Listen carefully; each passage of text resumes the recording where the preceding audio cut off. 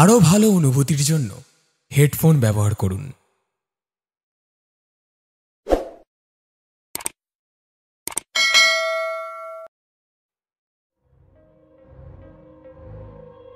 সময়টা 1897 সাল। ঠিক 2 বছর আগে কলকাতায় বৈদ্যুতিক বাতি আইন চালু হয়েছে। 1000 পাউন্ড মূলধন নিয়ে যাত্রা শুরু করেছে Calcutta electric supply corporation limited, যাকে আমরা CESC বলে জানি। তবে কলকাতার কথা আলাদা। কলকাতা তখন ভারতের রাজধানী, গুরুত্বে লন্ডনের সমান। সেখানে বৈদ্যুতিক বাতি আইন চালু হলেও কলকাতার বাইরে প্রত্যন্ত গ্রামগুলো তখনও অন্ধকারে। তেমনই একটা গ্রাম কলসডাঙ্গা। সন্ধ্যা নামলেই কলসডাঙ্গা সহ আশেপাশের গ্রামগুলি তটস্থ হয়ে থাকত ভয়ে। কিসের ভয়? ভয় ডাকাতির। এসব অঞ্চলে ডাকাত সর্দার শিবেশ্বরের একচ্ছত্র প্রতাপ। শিবে ডাকাত যেমন শক্তিশালী তেমনই নিষ্ঠুর। যে বাড়িতে তার দৃষ্টি পড়ে সে বাড়ি ছাড়খাড় হয়ে যায়।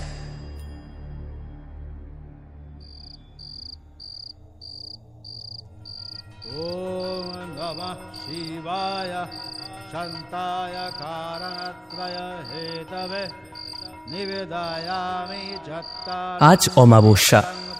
কঙ্কালেশ্বরীর বিগ্রহের সামনে শিবে ডাকাত পুজোয় বসেছে। এখন শুধু পুজো শেষ হওয়ার অপেক্ষা। জয় মা, জয় মা কঙ্কালেশ্বরী। মন্দির থেকে বেরিয়ে আসতে এক ডাকাত বলল, সর্দার, আজ কার বাড়ি? রায়পাড়ায় এক নতুন পরিবার এসেছে, ব্যবসায়ী পরিবার। কলকাতার সঙ্গে তাদের কারবার। কে সর্দার? আমি তো তার ব্যাপারে কিছু শুনিনি। খবর পেয়েছি তার নাম রামশরণ শেঠ। আজ তার বাড়িতেই দাঁও মারতে হবে। চল, আর দেরি নয়, বেরিয়ে পড়া যাক। ফিরে এসে আবার মাকে বিসর্জন দিতে হবে। অমাবস্যার গভীর রাত, চারিদিক নিস্তব্ধ, নিদ্রামগ্ন শেঠ পরিবার। আচমকা ডাকাত দলের বিকট আওয়াজে কেঁপে উঠল কলসডাঙ্গা। ঘুম ভেঙে চিৎকার করারও সুযোগ পেল না শেঠ দম্পতি। তার আগেই শিবে ডাকাতের রামদার আঘাতে ধর থেকে মাথাটা ছিঁড়ে গেল তাদের। হ্যাঁ, এইটাই শিবেশ্বরের প্রকৃতি। এই মাথা ও ধরগুলো শুকিয়ে যখন কঙ্কালে পরিণত হবে, তখন সেগুলো অর্পণ করা হবে মায়ের পায়ে। তাই তো মায়ের নাম কঙ্কালেশ্বরী। শেঠ দম্পতিকে খুন করে শিবেশ্বর বলল, এই শোন, তোরা এই ঘরে যা আছে সব নিয়ে নে, আমি যাচ্ছি পাশের ঘরে। কিন্তু পাশের ঘরে যাওয়ার আগেই সেদিক থেকে ছুটে এলো রামশরণ শেঠের 2 মেয়ে মালিনী ও মোহিনী। থমকে গেল শিবেশ্বর। বাবা মায়ের এরকম পরিণতি দেখে চিৎকার করে কেঁদে উঠল 2 বোন। শিবেশ্বর অপলক দৃষ্টিতে তাকিয়ে রইল মালিনীর দিকে। আচ্ছা, এই তাহলে রামশরণের বড় মেয়ে মালিনী। আহা, কি রূপ! আমি তাহলে ঠিক খবরই পেয়েছিলাম। 2 বোনের কান্না ততক্ষণে থেমে গেছে। তারা দুজন থর থর করে কাঁপছে। আমি যে বাড়িতে ডাকাতি করি সে বাড়ির কেউ আর প্রাণে বাঁচে না। তোমরাও বাঁচতে না যদি মালিনীর রূপ আমাকে মুগ্ধ না করত। শোনো মালিনী, তোমাকে আমি বিয়ে করতে চাই। না না না। চিৎকার করো না, ফল ভালো হবে না। আজ অমাবস্যা, আগামী অমাবস্যায় মা কঙ্কালেশ্বরীর সামনে আমি তোমায় বিয়ে করব। এই তোরা শোন, আজ থেকে আগামী অমাবস্যা পর্যন্ত তোরা এ বাড়িতে পালা করে পাহারা দিবি। দেখবি ওরা যেন এ বাড়ি থেকে বেরোতে না পারে। মালিনীর কোণের সাজ আমি ঠিক সময়ে পাঠিয়ে দেব। চল, লুঠের মালপত্রগুলো নিয়ে এবার ফিরতে হবে। মায়ের বিসর্জনের সময় হয়ে আসছে। এক এক করে চলে গেল 26টা দিন। আজ চতুর্দশী। নিজের হাতে কঙ্কালেশ্বরীর স্তূপাকৃতি বিগ্রহ তৈরি করছে শিবেশ্বর। এটাই নিয়ম। প্রতি অমাবস্যায় পুজোর শেষে কঙ্কালেশ্বরী বিসর্জনে চলে যান। বেদি জুড়ে থাকে নরকরটি ও কঙ্কাল। আজ শিবেশ্বরের মনটা বেশ খুশি।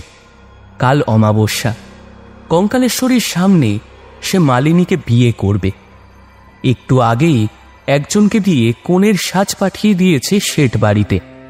অষ্টাদশী মালিনীকে কনের সাজে সাজানোর জন্যই তো তার ছোট বোনটাকে এতদিন বাঁচিয়ে রেখেছে সে, নয়তো সেদিনই তার ভবলীলা সাঙ্গ করে দিত।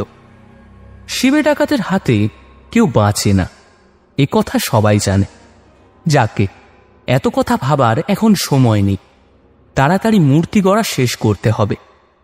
কাজে মন দিল শিবেশ্বর। নিঝুম দুপুর, শেঠবাড়ির একটা ঘরের এক কোণে স্তব্ধ হয়ে বসে আছে মালিনী ও মোহিনী। মালিনীর পায়ের কাছে পড়ে আছে বেনারসি ও কিছু গয়না। একসময় নীরবতা ভেঙে মালিনী বোনকে বলল, মোহিনী, ওর তাড়াতাড়ি, সময় তো অনেক হলো, বেলা শেষ হয়ে আসছে, আর দেরি নয়। কিসের দেরি দিদি?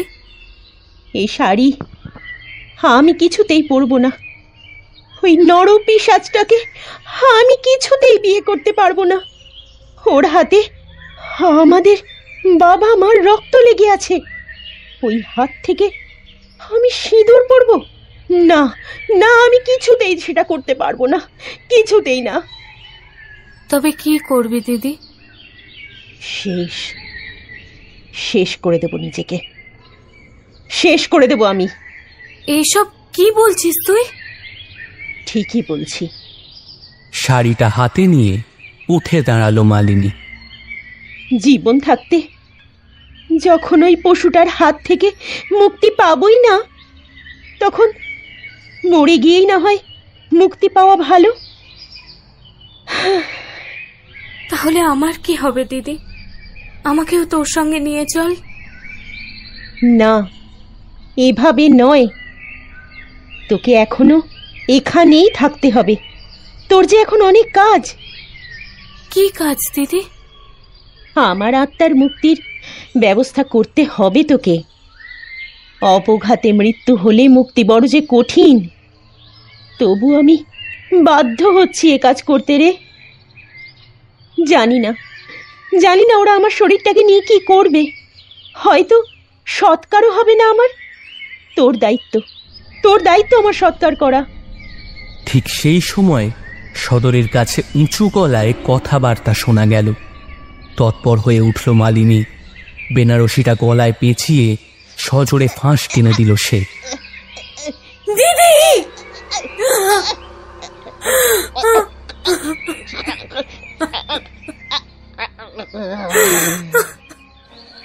চিৎকার করে উঠল মোহিনী।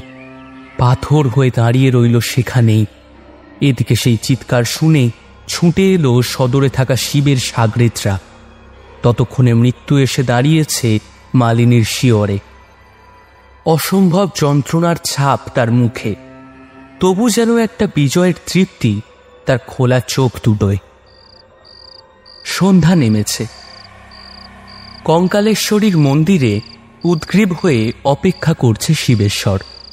নতুন বিগ্রহ এখনো বেদিতে স্থাপন করা হয়নি। সারি সারি লণ্ঠনের আলোয় বেদিতে সাজানো কঙ্কালের মাথাগুলো দেখে মনে হচ্ছে যেন তারা হাসছে শিবেশ্বরও তার নতুন জীবনের কথা ভেবে। অগাধ ঐশ্বর্য তার, ডাকাত সর্দার সে, তবু তার জীবনে নেই কোনো সঙ্গিনী। এতদিন পর মা কঙ্কালেশ্বরী স্বয়ং সন্তানের প্রতি সুবিচার করেছেন। আজ তার নবনির্মিত বিগ্রহের সামনেই অষ্টাদশী মালিনীকে বিয়ে করবে শিবেশ্বর। হঠাৎ একটা শোরগোলে তার চিন্তার জাল ছিঁড়ে গেল। আরে, পালকির শব্দ পাওয়া যাচ্ছে না? হ্যাঁ, তাই তো।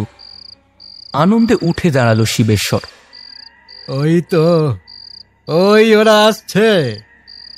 আর দেরি নেই, এবার মায়ের বিগ্রহ স্থাপন করতে হবে। তার সামনে মালিনীকে বিয়ে করব আমি। জয় মা, জয় মা কঙ্কালেশ্বরী। পালকি এসে থামল মন্দির চত্বরে। আনন্দে অধীর হয়ে উঠেছে শিবেশ্বর। আর তার দর সইছে না। নববধূর সাজে পালকি থেকে এখনই নেমে আসবে সুন্দরী মালিনী। কিন্তু ও কি? পালকি থেকে মালিনী নাচছে ঠিকই, কিন্তু এ কোন মালিনী? শিবের দুই সাগরেদ মালিনীকে ধীরে ধীরে নামিয়ে ছুঁয়ে দিল তার পায়ের কাছে। হতবাক শিবেশ্বর দেখল মালিনীর চোখে ঘনিয়ে এসেছে মৃত্যুর মেঘ। প্রাণ আর অল্পই অবশিষ্ট আছে। রাগে ক্ষোভে জ্বালামুখীর মতো ফেটে পড়ল ডাকাত সর্দার। আচ্ছা, এত বড় স্পর্ধা! আমি ডাকাত সর্দার শিবেশ্বর পূর্ণ মর্যাদা দিয়ে আমার স্ত্রী করতে চেয়েছিলাম তোকে, তার এই প্রতিদান দিলি? ভাবছিস মরে গিয়ে আমার হাত থেকে নিস্তার পাবি?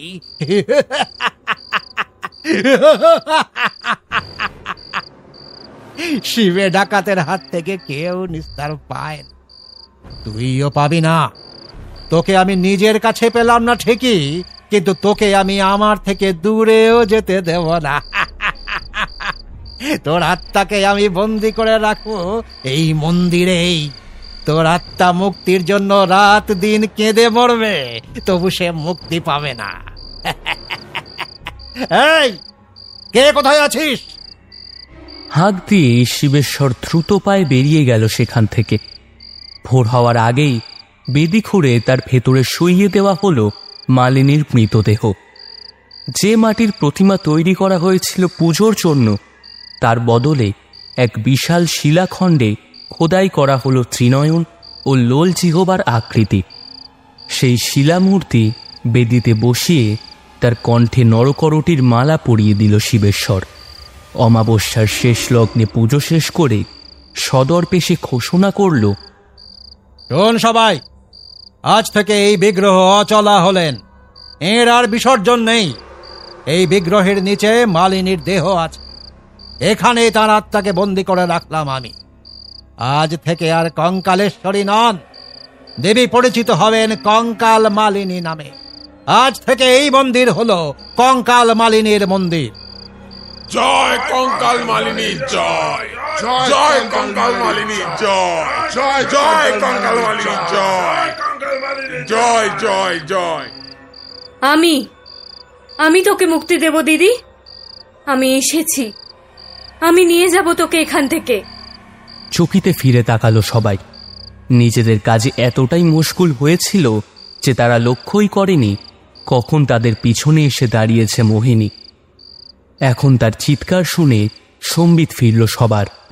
মোহিনীকে দেখে আরো উগ্র হয়ে উঠল শিবেশ্বর। রামদা তুলে এগিয়ে এলো সে। তুই তুই মালিনীকে আমার কাছ থেকে নিয়ে যাবি? তুই? হ্যাঁ, আমি নিয়ে যাব দিদিকে। ও যে আমাকে ওর সৎকারের ভার দিয়ে গেছে।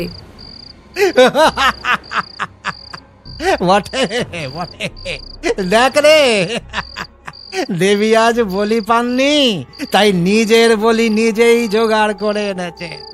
জয় কঙ্কাল মালিনী, জয় কঙ্কাল মালিনী। বিকট চিৎকার করে মোহিনীকে ধরে হাড়ি কাঠে মাথাটা চেপে দিল শিবেশ্বর। বিদ্যুতের মতো রামদাটা নেমে এলো মোহিনীর ঘাড়ে।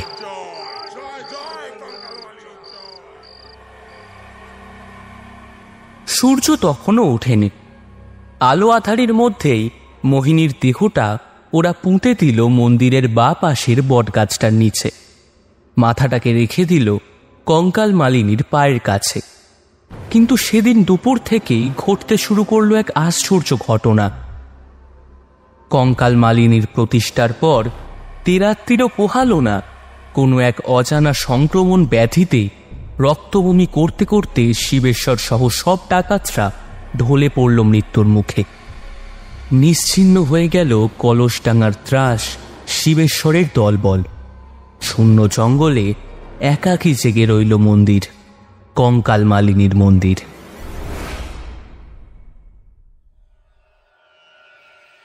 শুনতে থাকুন আজকের বিশেষ নিবেদন সৌরভ এবং তানিয়ার কলমে কঙ্কাল মালিনীর মন্দির।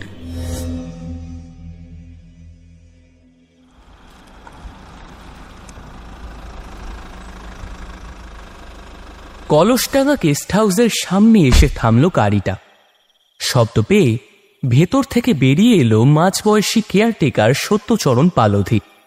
গড়ন বেশ মজবুত ধরনের, মাথার চুল চারপাশে পাতলা হয়ে গিয়েছে, আর তার মাঝখানটায় চকচকে টাক। মাথার চুল, ভ্রু, গোঁফ, দাড়ি সবেতেই সাদাটে রং ধরতে শুরু করেছে। যাক, আপনারা এসে পড়েছেন। আমি ভাবছিলুম কি বিকেল গড়িয়ে সন্ধে হতে চলল, এখনো তেনারা এলেন না কেন। দিন দিন দিন, ব্যাগগুলো আমার হাতে দিন। তুমি নিশ্চয়ই সত্যদা? হ্যাঁ, আমি সত্যচরণ। তা আপনারা কি করে জানলেন? হেড অফিস থেকে আমাকে বলেছিল কলসডাঙ্গা গেস্ট হাউসে সত্যচরণ পালধি নামে একজন কেয়ারটেকার থাকবে, তাই আর কি। হ্যাঁ হ্যাঁ হ্যাঁ, আমাকে ওনারাই ফোন করেছিলেন অফিস থেকে। সে যা হোক, আসুন আপনারা ভেতরে আসুন। চলুন চলুন, আসুন ম্যাডাম, এদিকে। আমরা তোমার থেকে বয়সে অনেক ছোট সত্যদা, আমাদের আপনি আগে করে বলো না তো। বাহ, তোমাদের এখানকার সন্ধে নেমে আসাটা খুব সুন্দর তো, খুব সুন্দর, আমার ভীষণ ভালো লাগছে। আপনারা হলেন গিয়ে শহুরে মানুষ, সেখানে ইট কাঠ পাথরের বড় বড় বাড়ি, দোকান, বাজার, কলকারখানা, স্কুল, কলেজ এই সব রয়েছে। গাড়ি ঘোড়া মানুষজনের ব্যস্ততা নিয়ে ছোটাছুটি করেন রাত দিন ভোর, সে এক অন্যই জগৎ। এমন খোলামেলা গাছপালায় সাজানো নিরেবিলে জায়গায় এসে আপনার অমন মনে হচ্ছে দিদিমণি। তা হয়তো তুমি ঠিকই বলেছ, কিন্তু আমার কথাটা যে তুমি শুনলে না, এটা কিন্তু ঠিক নয়। তুমি আমাদের তুমি করেই বলো, তাতেই আমাদের ভালো লাগবে। আচ্ছা, তা না হয় তুমি করেই বলা যাবে। চলো তাহলে এবার ভেতরের দিকে এসো। আর এই ভর সন্ধেবেলায় এভাবে বাইরে দাঁড়িয়ে থাকতে হবে না, আমি একটু তোমাদের জন্য চায়ের ব্যবস্থা করি গিয়ে। এই বলে সত্যচরণ দুহাতে ব্যাগগুলো তুলে নিয়ে গেস্ট হাউসের ভেতর চলে গেল। দেবাদিত্য কাছে এসে জাহ্নবীর দিকে ফিরে দেখল। মুগ্ধ হয়ে সে তাকিয়ে আছে গেস্ট হাউসের বাগানটার দিকে। বিকেলের পড়ন্ত আলোয় ফুলগুলো যেন আরো উজ্জ্বল হয়ে উঠেছে। জাহ্নবী, কি হলো? তোমার দেখা কি আর ফুরবে না? দাঁড়িয়ে আছো কেন? ভেতরে চলো। বাগানটা কি বিউটিফুল, তাই না দেবা? গোধূলির আলোয় ফুলগুলো কি সুন্দর দেখাচ্ছে বলো। এই দৃশ্যটার এক্ষুনি যদি একটা ছবি এঁকে ফেলতে পারতাম, তাহলে কি যে ভালো হতো, আমি ভাবতেই পারছি না। এই জায়গাটা যেন প্রকৃতি নিজের হাতে সাজিয়ে গুছিয়ে একেবারে তৈরি করে রেখেছে কোনো এক শিল্পীর জন্য, যে এখানে এসে এই অপরূপ সবুজ সৌন্দর্য দু চোখে ভরে নিয়ে তারই প্রতিবিম্বের জন্ম দেবে হাতে আঁকা রঙিন ছবির আদলে। কি অসীম ঔদার্য না প্রকৃতির। পেইন্টার মিসেস জাহ্নবী রায়, বলছিলাম যে আপনি যদি আপনার দর্শনের রাজ্য থেকে দয়া করে আমার সামনে অবতরণ করেন পৃথিবীর মাটিতে পা রেখে, তাহলে একটা কথা বলতাম। তাহলে আমরা তো এখন থেকে এখানেই থাকবো, আমার কাজের জন্য এখানেই থাকতে হবে। তো ছবি আঁকার সময়টা তো পড়েই রইল, তাই না? কিন্তু প্লিজ এখন ভেতরে চলো, খুব টায়ার্ড লাগছে, আর ভীষণ মশাও কামড়াচ্ছে। তুমি না ভীষণ আনরোম্যান্টিক, ভাল লাগে না। আরে আরে আরে শোনো জাহ্নবী, বলে দ্রুত পায়ে গেস্ট হাউসের দিকে হেঁটে যাওয়া জাহ্নবীর পিছু নিল দেবাদিত্য। ঘড়িতে পরপর 7টা ঘন্টা পড়ল। কলসডাঙ্গায় জাহ্নবীদের এই প্রথম সন্ধ্যা। এখানকার পুরসভার দায়িত্বপ্রাপ্ত অফিসার হয়ে দেবাদিত্য এসেছে কলসডাঙ্গায়। খাতাপত্তর নিয়ে সে তার কাজে ব্যস্ত। জাহ্নবীও ব্যস্ত তার নিজের জগৎ নিয়ে। পশ্চিমের জানলায় দাঁড়িয়ে দু চোখ মেলে দিয়েছে বাইরের তারা ভরা আকাশের দিকে। আকাশটা যেন হাজার তারার আলোর উপহারে অভ্যর্থনা জানাচ্ছে তার শিল্পী মনকে। বড় ভালো লাগছে জাহ্নবীর। দরজায় শোনা গেল সত্যশরণের গলা। একটু আসবো? হ্যাঁ, এসো সত্যদা। এই তোমরা রাতে কি খাবে একটু জানতে এলুম। তোমরা কি ভাত খাও না রুটি? যদি রুটি খাও তাহলে রুটি আর কষা মাংস করে দেব। ওহ, ফার্স্ট ক্লাস ব্যবস্থা, রুটি আর মাংস। হ্যাঁ হ্যাঁ, তাই করো। আর শোনো সত্যদা, বলছি এখানে কোথাও সিগারেট পাওয়া যাবে? কথাটা কানে যেতেই আকাশের দিক থেকে মুখ ঘুরিয়ে জাহ্নবী কড়া গলায় বলল, একদম নয় সত্যদা, তুমি ওর কথা শুনো না গো। ওর যত সব অন্যায় আবদার, সব সময় ভুলভাল কথা, ওই জিনিসটা সহ্য করতে পারি না আমি। আর তাছাড়া স্বাস্থ্যের জন্যও তো ওটা ভীষণ ক্ষতিকর। আর সিগারেট খেলেই ওর আর ঘুম হয় না সারা রাত কাশির দমকে। এ ঘরে ও জিনিস ঢুকবে না, চলবে না ওসব এখানে। আচ্ছা আচ্ছা, ঠিক আছে, যাই আমি তাহলে রাতের রান্নার জোগাড় করি গিয়ে। বলেই চাপা হাসি হেসে সত্যচরণ ঘরের বাইরে চলে যাচ্ছে। এমন সময় পিছন থেকে ডেকে উঠল জাহ্নবী, বলল, সত্যদা শোনো। কি দিদিমণি? আচ্ছা, এখানে দেখার মতন কি কোনো বিশেষ জায়গা আছে? কলসডাঙ্গা কি আর ঘুরতে আসার জায়গা দিদিমণি যে এখানে দেখার মতো জিনিস থাকবে? তবে এখানে একটা জঙ্গল আছে, তার ভেতরে একটা ভাঙা মন্দির আছে। ওয়াও, জঙ্গল, ভাঙা মন্দির, ছবি আঁকার দুর্দান্ত সাবজেক্ট তো। একবার যেতেই হচ্ছে, কালই একবার দেখতে যাব। বরং তুমিও আমার সাথে যাবে সত্যদা, আমি রাস্তাটা চিনিয়ে দেবে, কেমন? না না, ওসব ভাঙা মন্দির টন্দিরে যাওয়ার কোনো দরকার নেই। কোথায় কি জন্তু জানোয়ার থাকবে শুনলেই তো মন্দিরটা একটা জঙ্গলের মধ্যে। না না দাদা বাবু, মন্দিরটার কাছে জঙ্গলটা খুব ঘন বটে, কিন্তু ও জঙ্গলে কোনো জন্তু নেই। ওই লোকজন মাঝে মধ্যে সামনের দিকটায় কাঠকুটো কুড়োতে যায়, ওই আর কি। জন্তু না থাক, সাপখোপ তো আছে রে বাবা। কতকালের পুরনো মন্দির, কে জানে। কোনো দরকার নেই ওসব বনে জঙ্গলে যাওয়ার। আরে দেবা, তুমি শুধু শুধু রাগ করছো। সত্যদা তো থাকবেই আমার সঙ্গে, কি বলো সত্যদা, তাই তো? আচ্ছা আচ্ছা আচ্ছা, এইসব কথা এখন থাক। তাহলে আমি যাই, গিয়ে রান্নার জোগাড়টা করি। 8:30টার মধ্যে আপনাদের খাবার দিয়ে দেবো, কেমন? শহরের দুপুরগুলোর সঙ্গে গ্রামের দুপুরগুলোর কতই না তফাৎ। বাগানে ঘুরতে ঘুরতে সেটাই ভাবছিল জাহ্নবী। সবুজের এত কাছাকাছি আগে কখনো আসেনিও। গাছগাছালির বন্য গন্ধে আচ্ছন্ন হয়ে পড়ছিল সে। হঠাৎই তার মনে পড়ে গেল গত রাতে সত্যদার কাছে শোনা সেই জঙ্গল আর জঙ্গলের মধ্যে থাকা ভাঙা মন্দিরটার কথা। কথাটা শোনা থেকেই তার শিল্পী মন উচাটন হয়ে আছে। অমন একটা অ্যাবস্ট্রাক্ট আর্ট তৈরি করার লোভ সে কিছুতেই সামলাতে পারছে না। তার মনটা পড়েই বোধহয় আজ সকালে কাজে বেরোবার আগে দেবাদিত্য পই পই করে বলে গেছে, দেখো, এখানে সারাদিন তোমার খুব একা লাগবে বুঝতে পারছি, কিন্তু কি করা যাবে বলো। আমি চেষ্টা করব সন্ধ্যের আগেই ফিরে আসার। তাছাড়া সত্যতা তো রইলই। এই জায়গাটা এত সুন্দর, শান্ত, নির্জন। তুমি তোমার ক্যানভাস নিয়ে বসো, দেখো সময় যে কিভাবে বয়ে যাবে টেরই পাবে না একদম। কিন্তু ওই ছবি আঁকার সাবজেক্ট খোঁজার জন্য ওইসব ভাঙা মন্দির টন্দিরে একা একা বা সত্যতাকে সঙ্গে নিয়ে আবার বেরিয়ে পড়ো না যেন। আমি কিন্তু খুব সিরিয়াসলি বলছি কথাটা, মনে থাকবে তো? প্লিজ মনে রেখো। জাহ্নবীকে ভীষণ ভালোবাসে দেবাদিত্য, তাই সব সময় ওকে আগলে আগলে রাখতে চায়। ওকে দু চোখে হারায় সারাক্ষণ, সেটা জাহ্নবীও বোঝে। আর বুঝে তার বেশ ভালোই লাগে। আসলে যখন নিজের দাম খুব প্রিয় আপন মানুষের কাছে না চাইতেই পাওয়া যায়, তখন যে ঠিক কী অনুভূতি মনের মণিকোঠায় বাসা বাঁধে তা মুখে বলার কথা নয়। কিন্তু এখন যে ওর মন কোনো নিয়ম কানুনের বারণ মানতে চাইছে না। দুপুর করিয়ে প্রায় বিকেল হতে চলল। অন্ধকার হতে এখনো অনেক দেরি।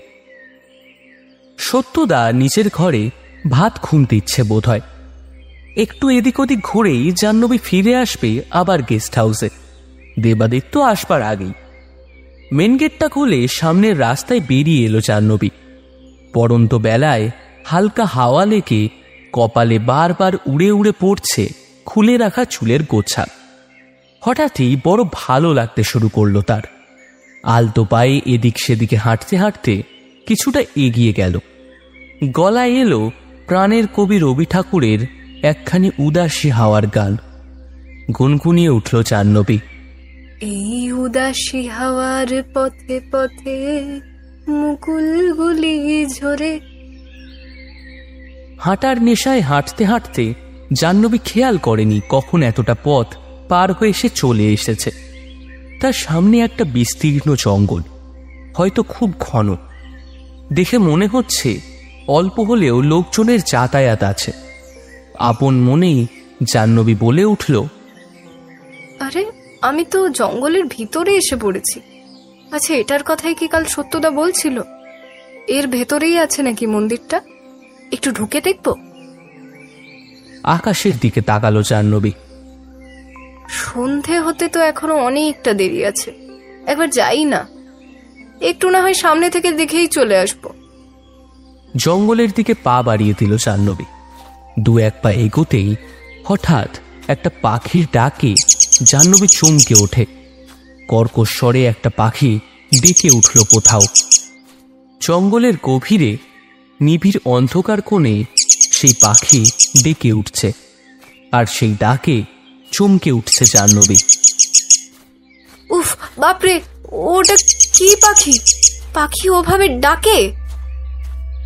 কিন্তু ওই একবারই, আর শোনা গেল না ডাকটা। জাহ্নবী আবার এগিয়ে চলল। একের পর এক কথা ভেসে আসছে তার মনে।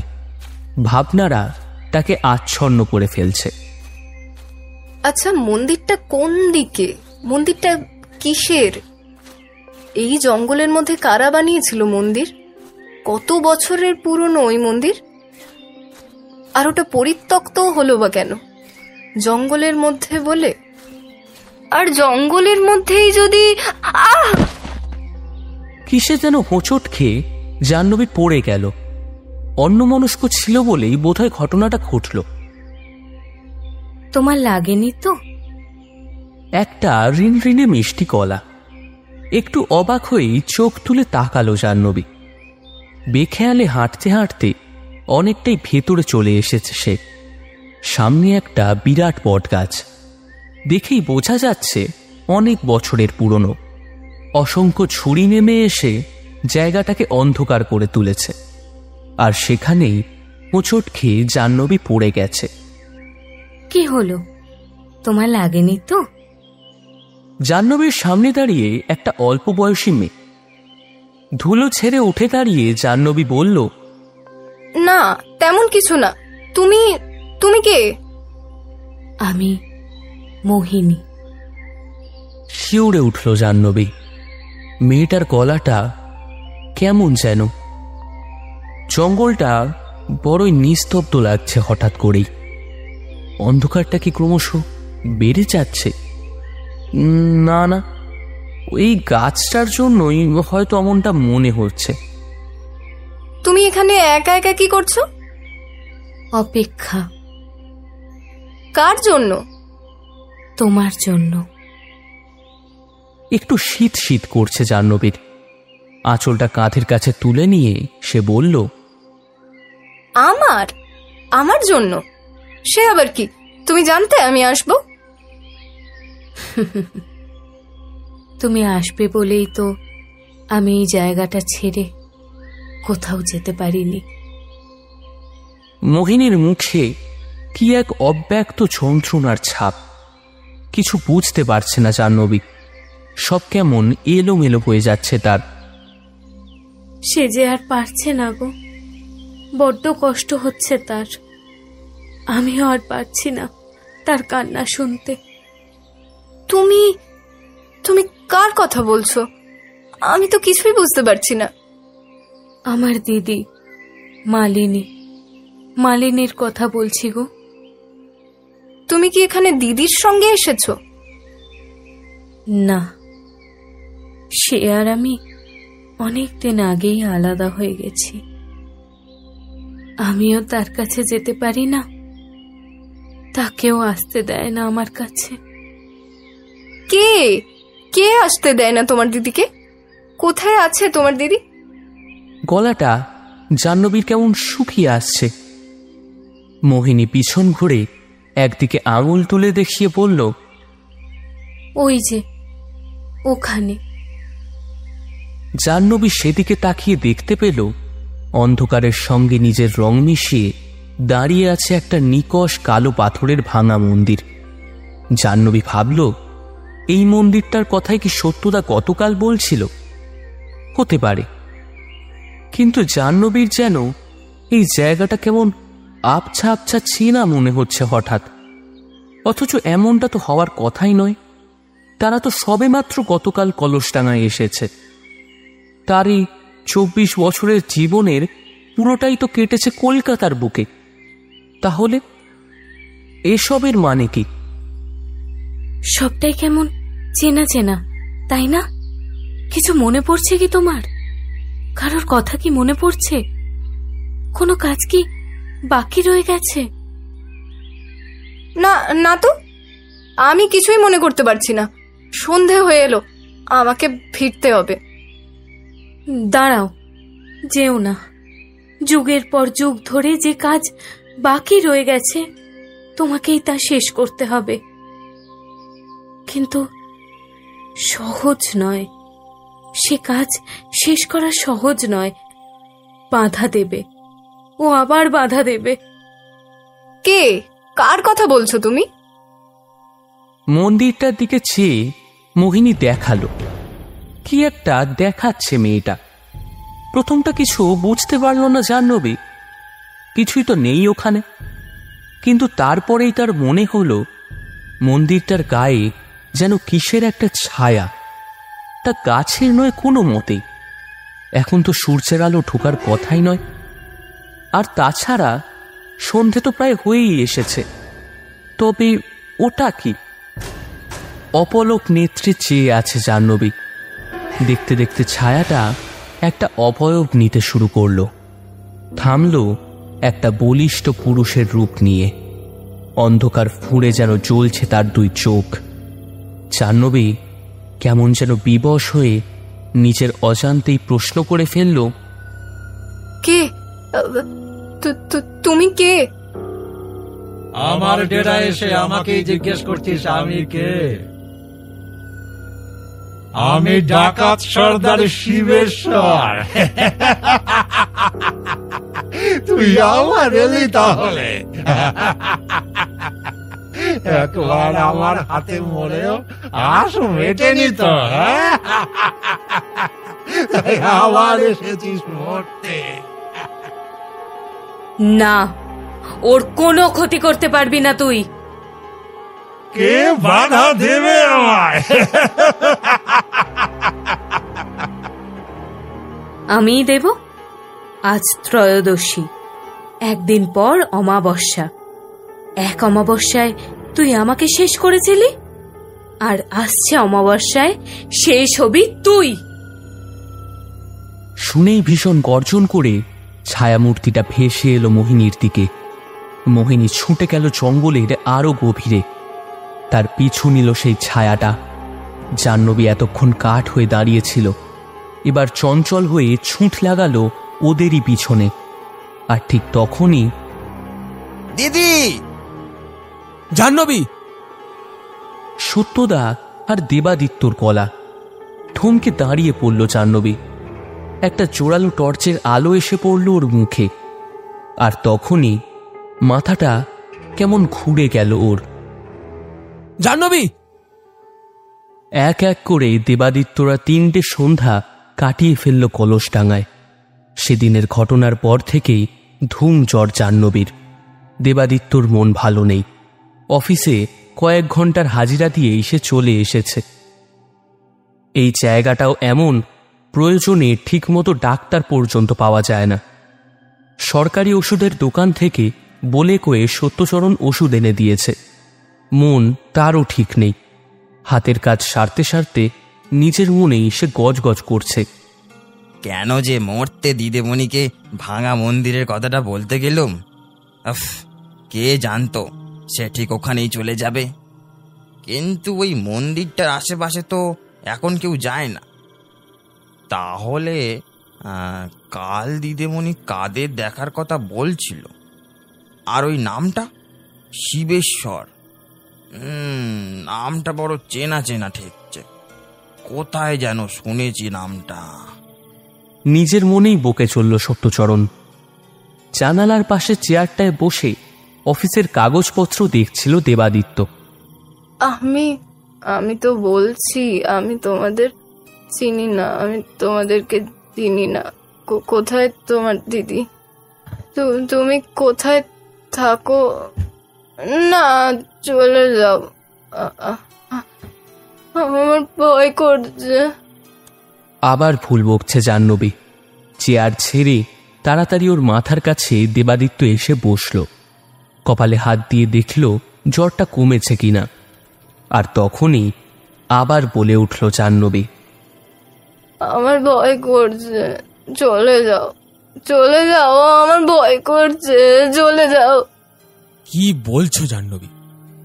কার কথা বলছো? কাকে ভয় পাচ্ছ তুমি? মন্দিরের গায়ে ছায়া, শিবেশ্বরের ছায়া। বলতে বলতে জাহ্নবী চুপ করে গেল। চিন্তার মেঘ ঘনিয়ে উঠছে দেবাদিত্যর মনে। কাল থেকে এই নিয়ে তিনবার সে নামটা শুনল। শিবেশ্বর, কি অদ্ভুত নাম! কে এই শিবেশ্বর? জাহ্নবী হঠাৎ করে তার নামই বা বলছে কেন? এই নাও দাদা তোমার চা। চা রেখে চলে যাচ্ছিল সত্যচরণ। আচমকা দেবাদিত্য বলে উঠল, সত্যদা, শিবেশ্বর কে গো? ওই মন্দিরের কাছ থেকে জাহ্নবীকে নিয়ে আসার পর থেকেই ওর মুখে ওই নামটা শুনছি। ওই মন্দিরটার সঙ্গে কি ওই নামটার কোনো ব্যাপার আছে? সত্যচরণ এক মুহূর্তের জন্য চুপ করল। তার মাথার ভেতর যেন অনেক দিন আগে ফেলে আসা লোকের মুখে মুখে ফেরা একটা কাহিনী ফুটে উঠছে খুব আবছা ভাবে।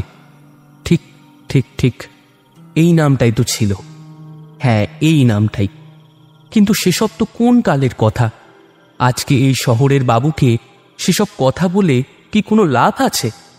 এরা লেখাপড়া জানা মানুষ, তার কথাগুলো গেঁয়ো বুড়োর প্রলাপ ভেবে হয়তো পাত্তাই দেবে না। সত্যদা, তোমার মুখ দেখে মনে হচ্ছে তুমি কিছু বলতে চাও, কিন্তু বলতে পারছো না। বলো সত্যদা, এই নামটা তুমি চেনো? ঘুমন্ত জাহ্নবীর মুখের দিকে চাইল সত্যচরণ। বড়ই মায়া হলো তার। না মানে চিনি বলতে সে অনেককাল আগের কথা। তখন আমার অল্প বয়স। ঠাকুরদার কাছে শুনেছিলাম ওই মন্দির নাকি শিবে ডাকাত নামে একজনের তৈরি করা। শিবে মানে ওর পুরো নাম হলো শিবেশ্বর। ওই মন্দিরে নিত্য পুজো করে সে ডাকাতি করতে বেরোতো। তার একটা ডাকাতির দলও ছিল। ওই জঙ্গলেই ওরা থাকতো। তারপর কি হলো তাদের? কোথায় গেল তারা? ঠাকুরদার মুখেই শোনা কথা, অভিশাপ নেমে এসেছিল তাদের ওপর।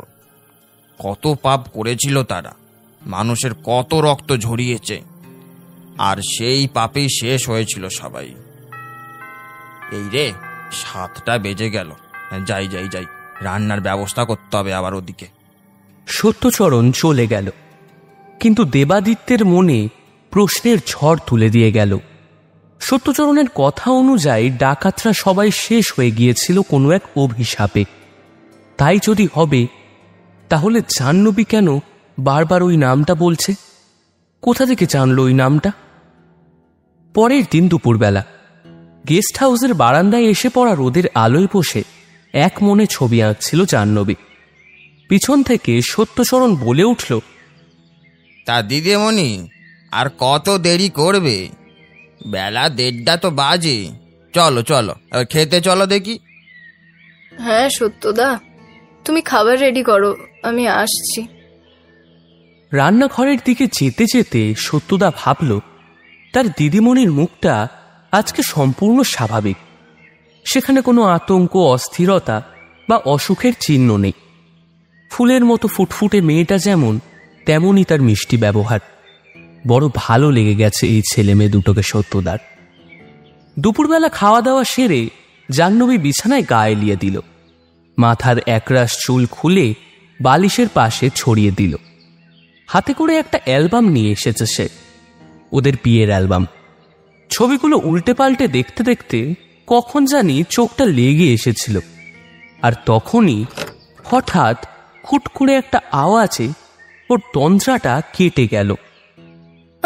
কে? কিসের আওয়াজ হলো? চমকে সামনের দিকে তাকালো জাহ্নবী।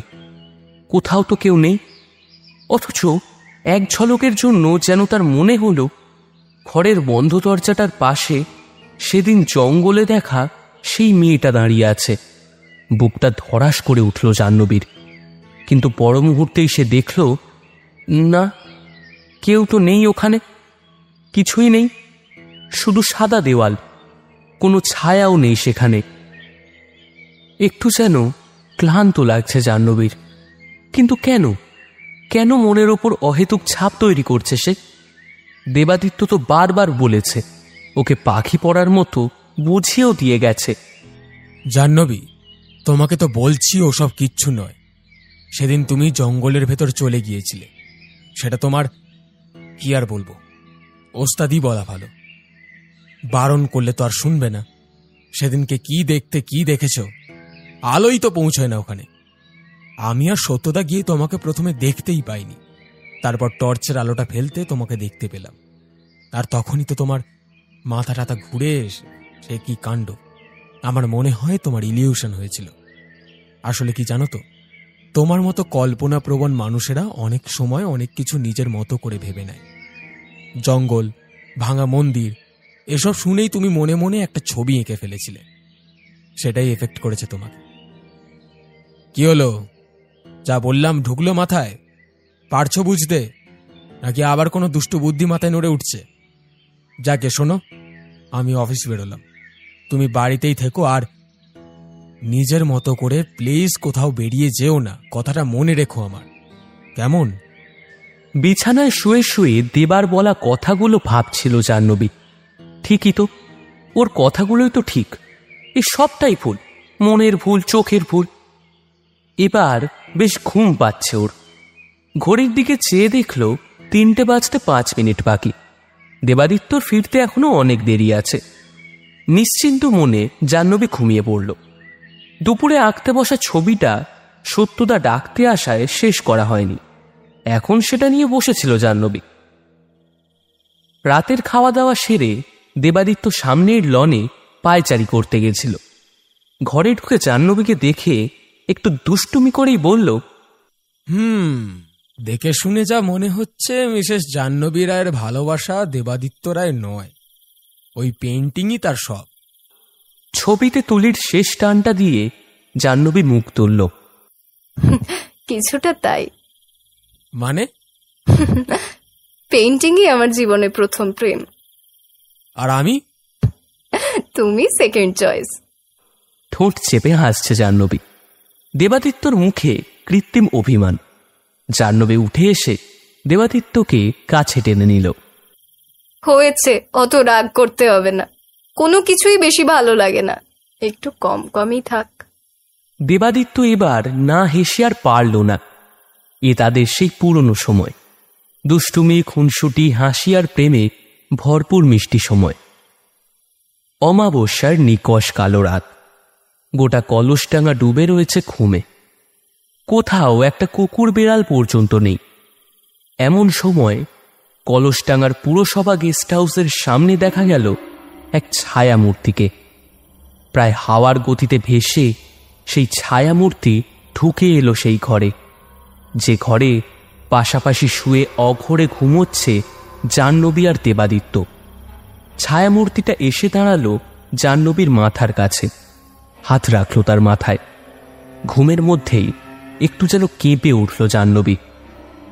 রাতের নীরবতা ছিঁড়ে বহু দূর থেকে ভেসে এলো কাল পেঁচার কর্কশ ডাক। ছায়ামূর্তি বলে উঠল, ওঠো, ওঠো জাহ্নবী, অমাবস্যার রাত এসেছে। আর দেরি কেন? এবার শাস্তি দাও পাপীকে, মুক্ত করো তোমার দিদিকে। কে কে তুমি কে? কেন ডাকছো আমায়? কেন ডাকছো আমায়? ভুলে গেলে আমি মোহিনী। জঙ্গলে আমরা একে অপরকে দেখেছিলাম। আমি তো তুমি, আর তুমি তো আমি। এসব এসব কি বলছো? না, এসব সত্যি না। সব সত্যি জাহ্নবী। আমি তোমার অতীত, তুমি আমার বর্তমান। ৯৮ বছর পর তোমার অদৃষ্ট তোমাকে নিয়ে এসেছে এইখানে। কি হয়েছিল ৯৮ বছর আগে? ছায়ারূপা মোহিনীর চোখ দুটো যেন তপ করে জ্বলে উঠল। গলায় শোনা গেল রাগের আভাস। আজ সে কথাই মনে করাবো তোমাকে। ৯৮ বছর আগে এমনই এক অমাবস্যার রাতে তোমার বাবা মার রক্তে স্নান করেছিল একজন। তাতেও ক্ষান্ত হয়নি সে। পরের অমাবস্যায় তোমার দিদি মালিনী আত্মহত্যা করে তারই জন্যে। তোমাকেও বাঁচতে দেয়নি পিশাচটা। তোমার মুন্ডহীন শরীরটা পুঁতে দিয়েছিল সেইখানে যেখানে তুমি সেদিন আছড়ে পড়েছিলে, ওই বটগাছ তলায়। তাহলে আমি এখন কি করব? এখনো বুঝতে পারছো না কি করতে হবে তোমাকে? অতীতের মোহিনী, আজকের জাহ্নবী। চেনো নিজেকে। ডুব দাও অতীতের কালো আঁধারে। ফিরে যাও ৯৮ বছর আগের সেই কঙ্কালেশ্বরী মন্দিরে। বিদ্যুৎ ঝলকের মতো হঠাৎ ঘুমন্ত জাহ্নবীর মানসপটে ভেসে উঠল কিছু ছবি। সমস্ত চিত্রপটকে সে চিনতে পেরেছে, নিজেকে চিনতে পেরেছে জাহ্নবী। বুঝতে পেরেছে সব। আসলে সেই তো মোহিনীর পুনর্জন্ম। মালিনীকে মুক্তি দেওয়ার জন্যই তো তার এখানে ফিরে আসা। মোহিনী হয়ে যাকে শাস্তি দিতে সে পারেনি, সেই পাপাত্মা শিবেশ্বরকে জাহ্নবী হয়ে সে বিনাশ করবে। চকিতে চোখ দুটো খুলে গেল জাহ্নবীর। চাপা গর্জনে সে বলে উঠল, মনে পড়েছে, সব মনে পড়েছে আমার। দিদি, আসছি আমি তোকে মুক্তি দিতে আর শাস্তি দিতে ওই নরকের কীটটাকে। আমি আসছি। জাহ্নবীর কণ্ঠস্বরে ঘুম ভেঙে গেছে দেবাদিত্যের। কিন্তু এ কোন জাহ্নবীকে সে দেখছে? তার চোখ রক্তাক্ত, ঠোঁট কেঁপে কেঁপে উঠছে বারবার। সর্বাঙ্গ দিয়ে যেন ঠিকরে পড়ছে আগুনের ফুলকি। দেবাদিত্য জাহ্নবীকে জড়িয়ে ধরে বলল, তোমার এরকম লাগছে কেন? কি হয়েছে তোমার? ছাড়ো আমাকে। আমার এখন অনেক কাজ। দিদিকে আমায় মুক্তি দিতে হবে। পিশাচটাকে শেষ করতে হবে। আমাকে মন্দিরে যেতে দাও আমাকে। না, এসব কি বলছো? মন্দিরে যাবে মানে? এত রাতে তোমাকে? কথা শেষ করতে পারল না দেবাদিত্য। তার আগেই এক ঝটকায় তাকে ঠেলে ফেলে দিয়ে দরজা খুলে বাইরে বেরিয়ে গেল জাহ্নবী। দেখল কিছু দূরেই তার জন্য দাঁড়িয়ে রয়েছে মোহিনী। কোনো কথা না বলে মোহিনী ভেসে চলল অন্ধকারে। তাকে অনুসরণ করে চলল জাহ্নবীও। ততক্ষণে দেবাদিত্য বেরিয়ে এসেছে বাইরে। জাহ্নবী, কোথায় গেলে তুমি? দেবাদিত্যের গলার আকুল চিৎকার শুনে ঘুম ভেঙে ছুটে এলো সত্যচরণ। আর ঠিক তখনই হয়ে গেল লোডশেডিং। বারান্দার টেবিলে রাখা টর্চটা জ্বালিয়ে সত্যচরণ বলল, কি হয়েছে দাদাবাবু? জাহ্নবী কিরকম পাগলের মতো কোথায় একটা বেরিয়ে গেল সত্যদা। কি বলছো গো?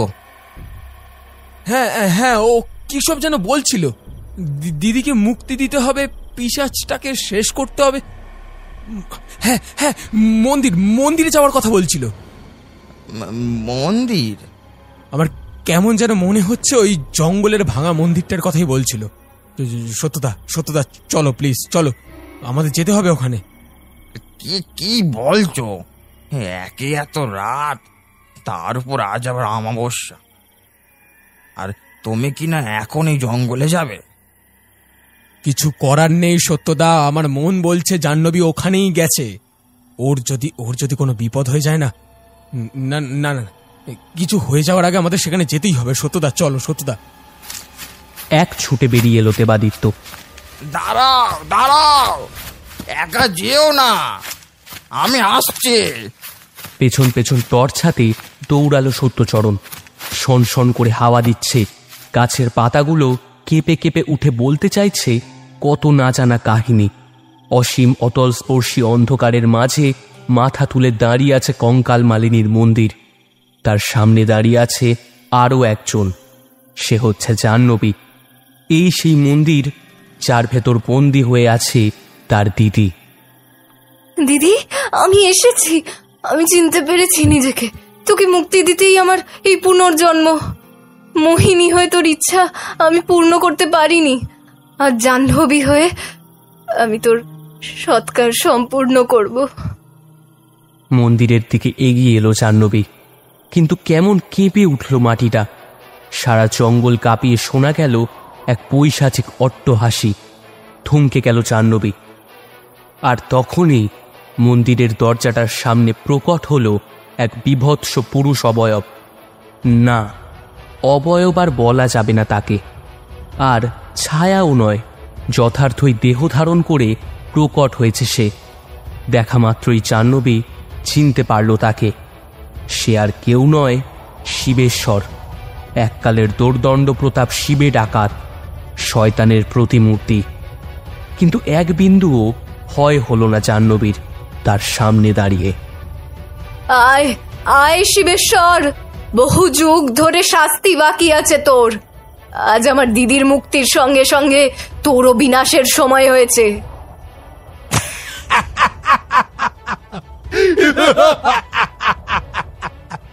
শাস্তি? শাস্তি নয় রে, মরণ ঘনিয়েছে তোর। যেমন মরণ ঘনিয়েছিল সেদিন, তেমনই।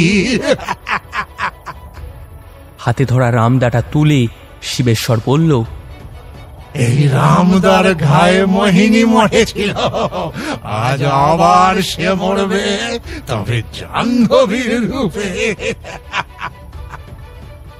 সেই রামদা জাহ্নবীর ওপর এসে পড়ার আগের মুহূর্তেই তড়িৎ গতিতে জাহ্নবী ধরে ফেলল শিবেশ্বরের হাত। বিস্ময় স্তম্ভিত হয়ে গেল শিবেশ্বর। তখনই একটা সুতীব্র জ্যোতিতে যেন তার চোখ দুটো প্রায় অন্ধ হয়ে এলো।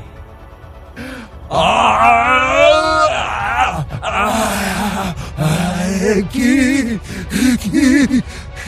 এত আলো, এত আলো কেন, এত আলো কেন? কে তুমি? কে তুমি? তুমি কে?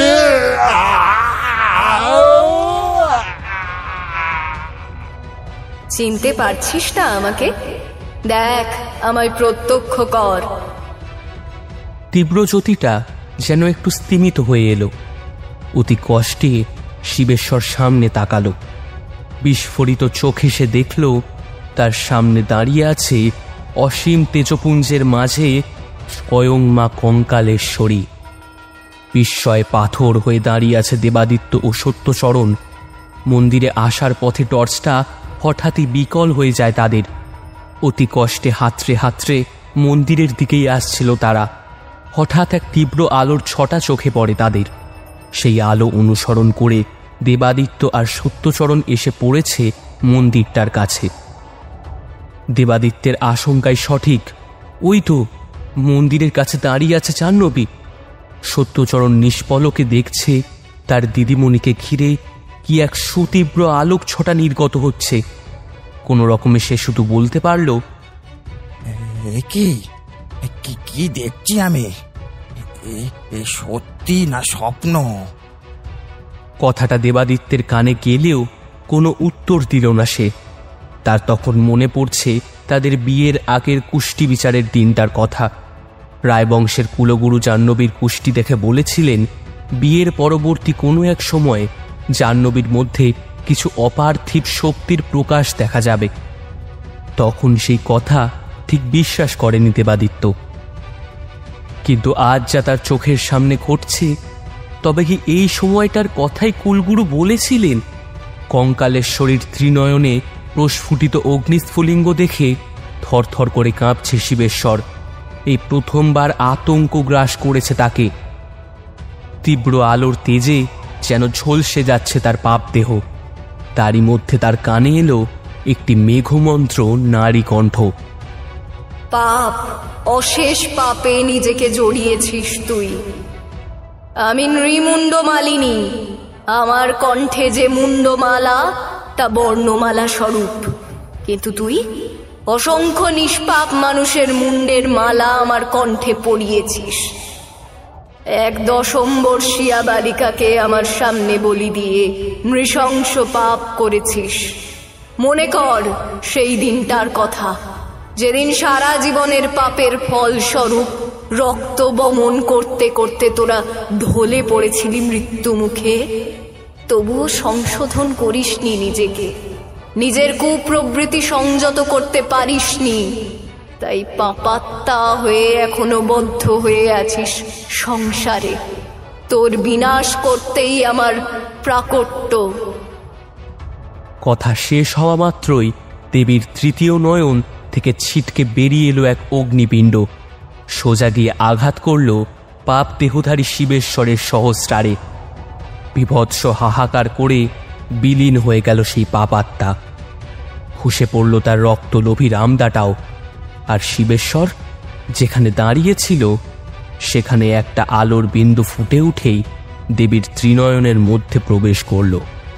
সঙ্গে সঙ্গে একটা প্রবল কাঁপুনি দিয়ে উঠল জাহ্নবীর শরীরে। এতক্ষণ যে আলোকপুঞ্জ তাকে ঘিরেছিল এক লহমায় উদাও হয়ে গেল তাও। এতক্ষণ দেবাদিত্যরা আসতে পারেনি তার কাছে, এইবার ছুটে এলো তারা। জাহ্নবীকে জড়িয়ে ধরল দেবাদিত্য। রুদ্ধ কণ্ঠে অনেক কিছু প্রশ্ন করল।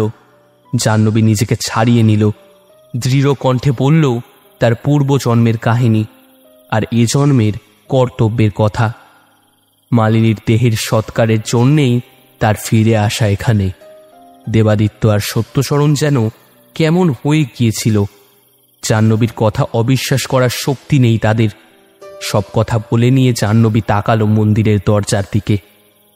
দেবাদিত্যরা বুঝতে পেরেছে তাদের কি কাজ। ভেঙে ফেলতে হবে ওই দরজা, মুক্তি দিতে হবে মালিনীকে।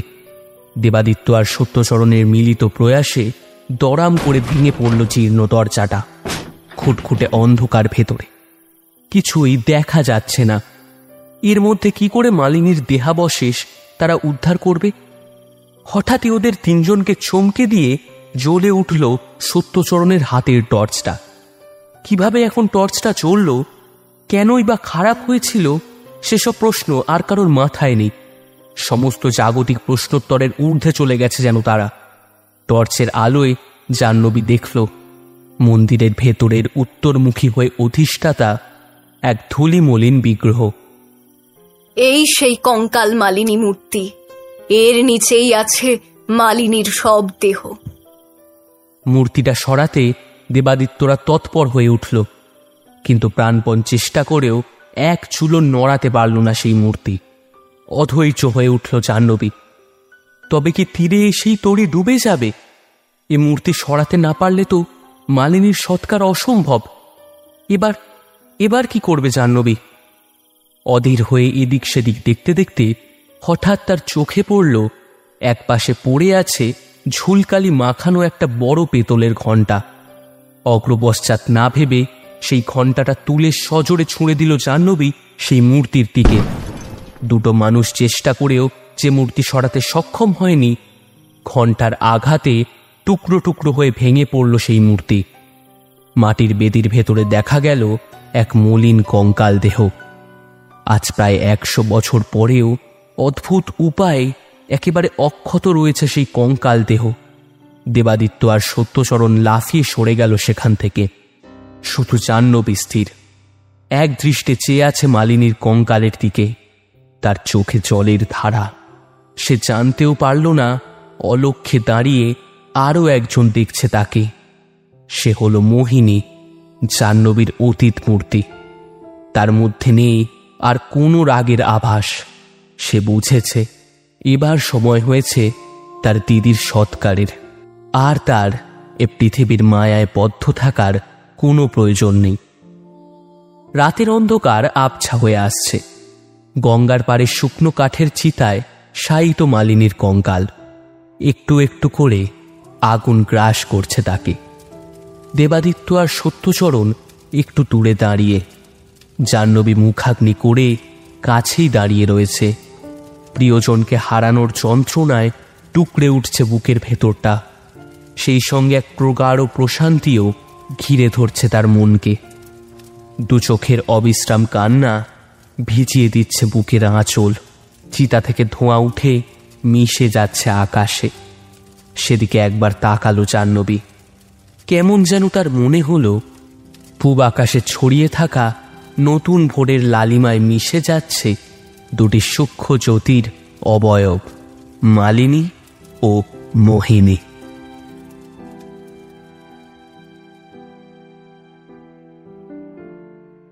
শেষ হলো আজকের গল্প কঙ্কাল মালিনীর মন্দির।